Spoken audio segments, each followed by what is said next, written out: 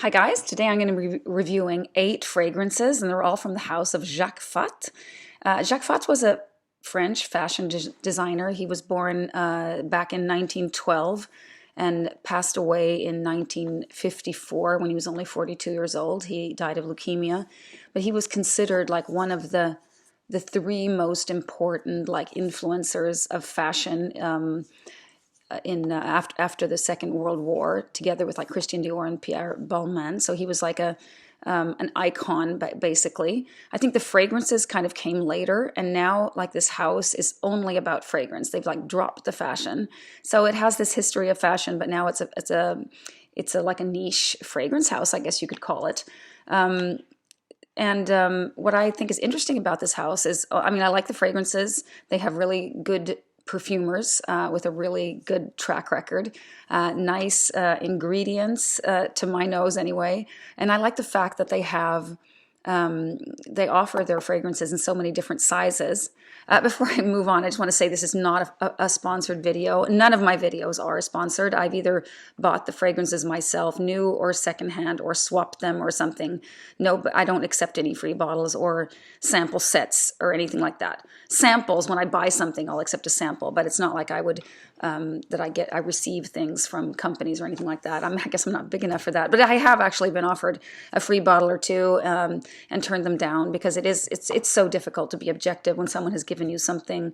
I used to accept sample sets, and I just felt like I was could not be honest because I felt like that I was obliged to say positive things, and I don't want to be in that position. So this is for me just for fun. I want you to not spend your money on something that isn't worth it. I just want to share my opinions, and of course it's only my opinion. There's no truth in this, but today I have 8. You can get this sample set on their website for like all the 12 fragrances that they have in the special collection. I think they're called, let's see, Fath Essentials, they're called. And they for €6. And then you have to pay for postage. But that together is still only €18, which I think is an incredibly good price to be able to try through like a whole house. I have heard though that the samples sometimes, some of my friends have said samples turn up like with only half of the juice in there. I don't know if their little tiny sample vials like evaporate or they leak or whatever, but I haven't had a problem. I've been able to try all these. Okay, so the first one, I have 4 here that were created by Cecile Sirokian, who I've talked a lot about. I do like a lot of her work. She is the woman or the creator behind Ani from Nishane. She has also created Remember Me from Javoy, several really good fragrances from Amouage like Epic Woman, Material Woman. I mean, the list can be made long. I think she's about my age, and she's been, active in like a perfumer for like 15, 20 years or something like that. So very experienced, very good creations. And this first one is called, I'm probably pronouncing this wrong, but Curacao Bay. And this is like a marine kind of beachy fragrance that reminds me a little bit of Maison Margiela Replica's Beach Walk, although this is a little bit more unisex. It also, at first I thought, oh, I don't need this because I have Musc Palawan, which is like a I realized that is more of a tropical fragrance that has more like ylang ylang and exotic fruits. This one is more, let's see what it has. It doesn't have the fruit, but it does have frangipani, which is a tropical flower, and it has lots of citruses in the top and green notes. So this is maybe a little bit more green, a little bit more herbal, a little bit more masculine leaning. It also has black currant, and then of course the C notes, and it has ambergris, white musk, and woodsy notes. This has really grown on me. I just thought, I don't need this because I have things that are similar, but I don't have Beach Walk anymore because I kind of grew out of that. I sold that, and this one I find has more to discover in it than Beach Walk. It's a more complex fragrance. And I do get a hint of coconut, although it's not listed. It's definitely like a floral, tropical, salty perfume.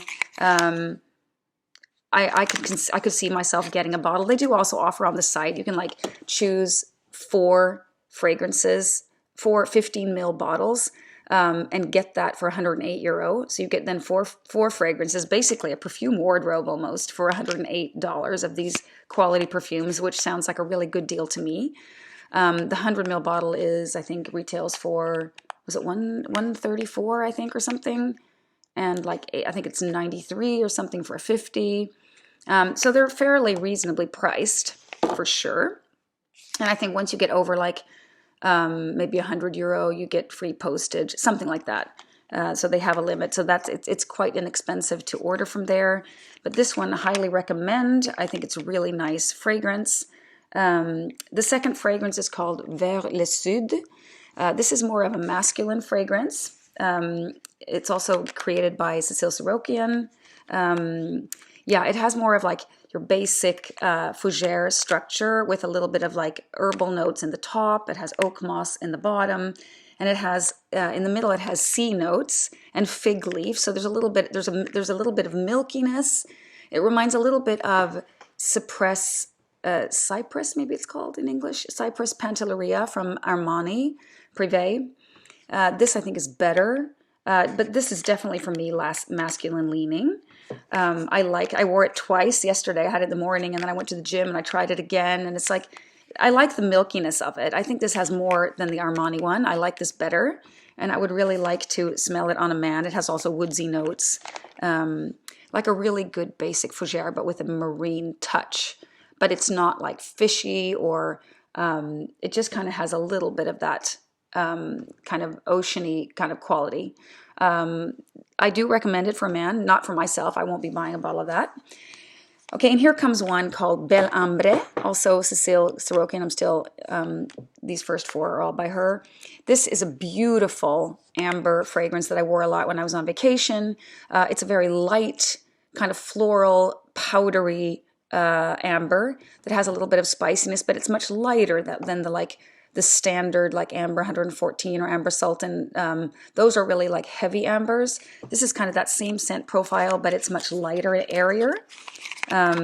This one I could definitely get a bottle. I think this would be like, anybody would like this, because I believe that a lot of people, like a lot of Swedish people, a lot of my friends are really sensitive to fragrance, like to heavy fragrance.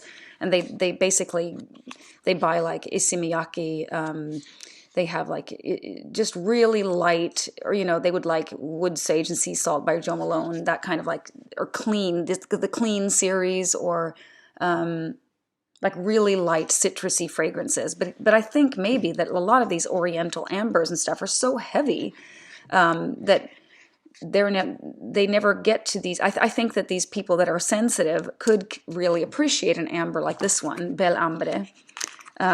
It also has leather, but I don't pick that up really. It to me, the leather is really subdued. It's kind of just a really light kind of powdery amber that works even in the summertime, in the daytime, which I would never wear like my heavy ambers, like Le Lion or any of these ambers. I have like even Tolu or L'Eau d'Ambre Extreme from L'Artisan Parfumeur that I have. I wouldn't wear those in the summer, in the daytime, but this one definitely works because it's so light and powdery. Yeah, I really, really like that one. And then there is Green Water, and this is kind of an updated version of an older fragrance that they've had that came out, I think, in the 50s.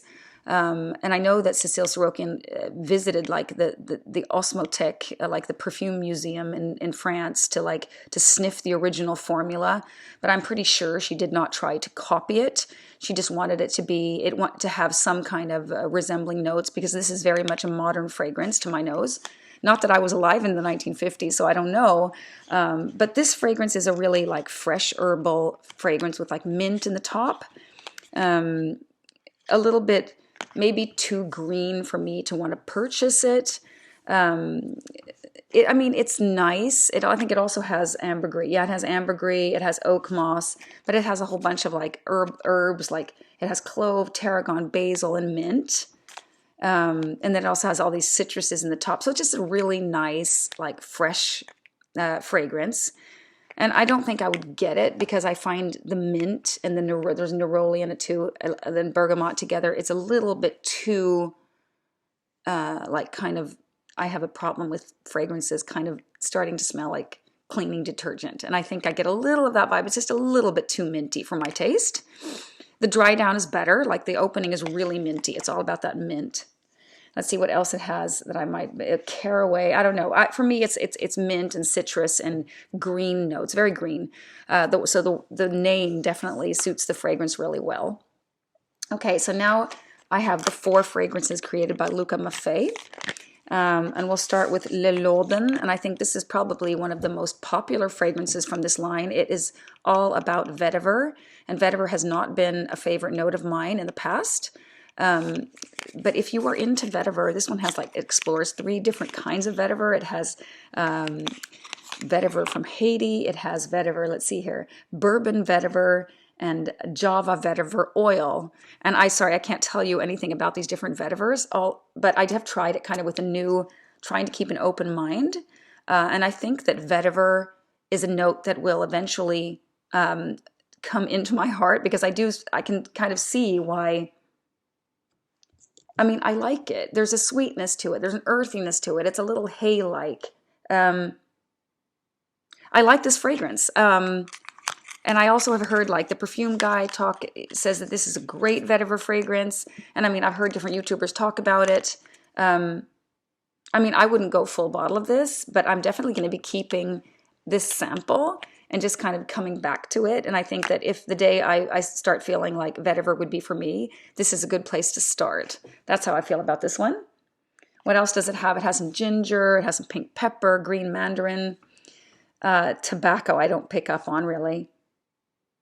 Patchouli, I can sense. There's also some ylang ylang. It's compared to Encore Noir by Lalique and even Sycomore from Chanel, if that tells you anything. I don't like Sycomore, but that's also because last time I tried it, I was really not into vetiver at all. I think that was just too much vetiver. This is so soft. This is kind of soft and kind of warm, just a slight bit spicy. I think this is a really nice fragrance, especially for a man. A good basic, like everyday fragrance. Okay, so the next one is called Le Frivolités. And it is, this one is a really kind of a sweet red berry fragrance. It's all about raspberry and leather. The leather is not really heavy, but it's definitely there. It's kind of like a suede kind of, it is actually suede. But this is, to me, too much red berry. A little bit, it brings my mind, it makes me think of Rouge Trafalgar from the Dior Privé line. I haven't smelled that in a long time, but that's what the first thing I came to think of when I smelled this. It has osmanthus, which also has a leathery quality to it. With the suede leather, there's sandalwood, it has heliotrope. I'm usually a heliotrope fan. You know, that it brings usually like a powderiness, like a nuttiness to the fragrance. If you're into raspberry, I mean, I think you have to like berry fragrances to like this one. Will be a pass for me, but I'm not saying it's a bad fragrance. It's like, it's candy. It smells like candy, honestly. Raspberry and soft leather in kind of a candy-ish kind of way. Okay, what have we got left here? Velours Boisé. This is a really interesting fragrance to my nose. This has like notes of, it's woody. It has the notes of whiskey and immortelle. And immortelle is a really difficult note for me, usually. Because it has a weird kind of sweet quality, a little bit reminiscent of, what's it called? Maple syrup. And I sometimes think that it doesn't work with other notes so well. But in this fragrance, I have to say this is a really nice unisex, really nice fragrance. I don't think I would be able to guess that this had, that it had whiskey or that it had immortelle. I mean, it's not like super boozy, like, I mean, it's there. It's there. I'll just have to say that I have not given this like a proper wearing, like sprayed it all over myself and worn it all day. But I have worn it a few times, like on my hand and kind of like, because I don't want to waste a day. Like, for example, this one that I just spoke about, Le Frivolités, the raspberry one, I wouldn't give that a whole day. It's not worth it to me. It's just not my kind of thing. It's just too candy sweet. But this one, I will definitely be wearing this a full day. It has, it's slightly spicy. It just says spices, mate, wormwood. I don't quite know about this wormwood, but it's described as like a bitterish kind of note that they use to make like absinthe, this special liquor. I need to dive into that fragrance more, or that note more. There's some patchouli, carrot seed. I can pick that up for sure. It has that earthiness, a little bit of coldness, like cold dampness in there. And then it has guaiac wood, ambroxan, sandalwood. But this is really smooth, and it has a slight sweetness. I guess that's from the whiskey. It's really, and there's a creaminess to it. Maybe that's the sandalwood. Let's see if it has orris or something. No, it doesn't have any orris, but it's creamy. I think it's a really easy wear. And definitely, I think this would be one of the fragrances that I would choose if I would go for that package of 4 15 ml bottles. I love 15 ml bottles, like 5, 10, 15 travel size original bottles. I do really not like decants that much, even though I do have a bunch in my collection. I have probably 40 or 50 decants, and they're in constant rotation. I use them up, I go full bottle, or I just pass them on. But it's a great way of trying new fragrances. But there's nothing like having a nice original small bottle in your collection. So I'll get to it, which 4 I would choose, but I have one left to tell you about. And this one is called Rosse Epicureo. Also Luca Maffei. This is the one that has been given the lowest grade on Fragrantica. It only got 3.31, which is pretty low. And I think it's because it's kind of a hate-love kind of thing. It's really heavy on the tuberose. So this is like a white, indolic, white floral tuberose heavy scent. And also jasmine is quite dominant. I have to spray it again just to remember. I've worn it a few times. I'm kind of like getting back into tuberose, carefully stepping back into tuberose. But this one is too much for me. I wouldn't wear this a whole day. Oh, it's really, really powerful. And I'll tell you what else it has.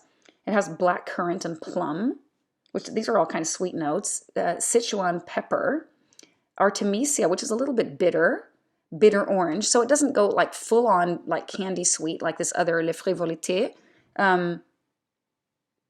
And it does kind of like after 10 minutes, it's not quite as heady anymore. There's orange blossom in this, ylang ylang, rose. It has bergamot. I didn't mention that in the top. And in the bottom is like a classic musk, vanilla, amber, patchouli kind of base. So this is definitely a long-lasting fragrance. If you are into tuberose and want a long-lasting fragrance and like something that has a little bit of a fruity, sweet top, but that doesn't go candy sweet, this might be a fragrance to check out. It's called Rosse Epicureo. So that's, I think Epicureo, I wonder if that has to do with spices. I'm not quite sure, but it does have that Sichuan pepper. I don't think it has that so spicy, but in the beginning, it's a little bit like animalic, like indolic. I kind of searched the meaning of this word, and it kind of, it's supposed to kind of mean something that almost is decaying, like going bad.